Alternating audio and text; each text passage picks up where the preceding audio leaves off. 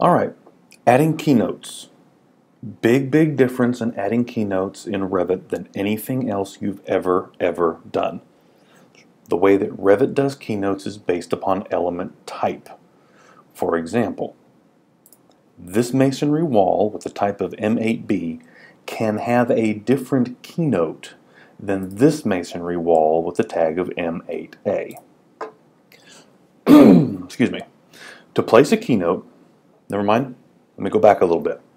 In order to use your keynotes, I have already configured the keynote file. It's right here.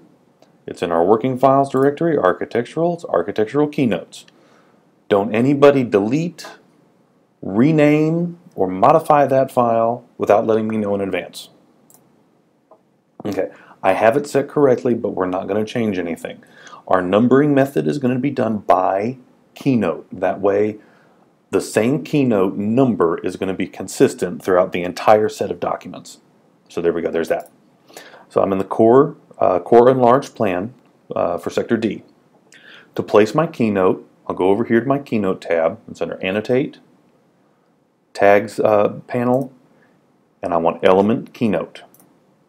Now before I begin placing my keynote, I need to make sure that I'm using keynote number boxed small. I will then highlight the element I'm going to keynote, drag the leader out, and now it's going to ask me in that list of keynotes, and Irma, I've printed this keynote list out for you. It should be sitting at your desk. I can look at finishes, and it's not the reveals, not the burnished concrete, metal composite material wall panel system. There's the full keynote text. It's finish number 2. Now that we've made that association between this type of element and that keynote number, I can come here to this keynote, or to this, this panel, and you can see it already has finish note number 2 associated with it.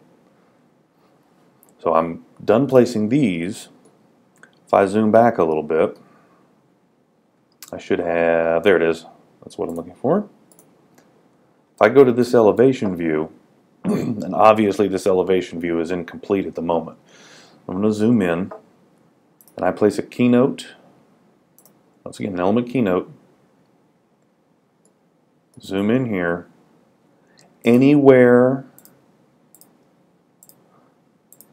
that I look at this particular, that type of object, it's always going to be an FN2. Always. So that's one of the advantages of having these keynotes, is once we set it once, we never have to remember what it is. So I'm going to delete these, as we don't need these on this video right now, or on this elevation. I'm going to come back here. Let's try and get this mechanical equipment in here. Element keynote. And you can see I can highlight that object, and you can see the little dashed lines coming up that'll help me align these keynotes just for readability. Okay, so here's the deal. I'm pointing to an object that lives in a reference file. I can't directly keynote that, so I'm going to have to fake this a little bit. So I'm going to cancel that. I need to delete this keynote because I can't modify this particular object because it lives in a different file. If we want to coordinate our keynotes across disciplines, that's kind of a big deal. We might want to save that for later. But what we can do is select a user keynote that will let me point to this object, but instead of connecting this type of object with a particular keynote, it basically allows me to fake it.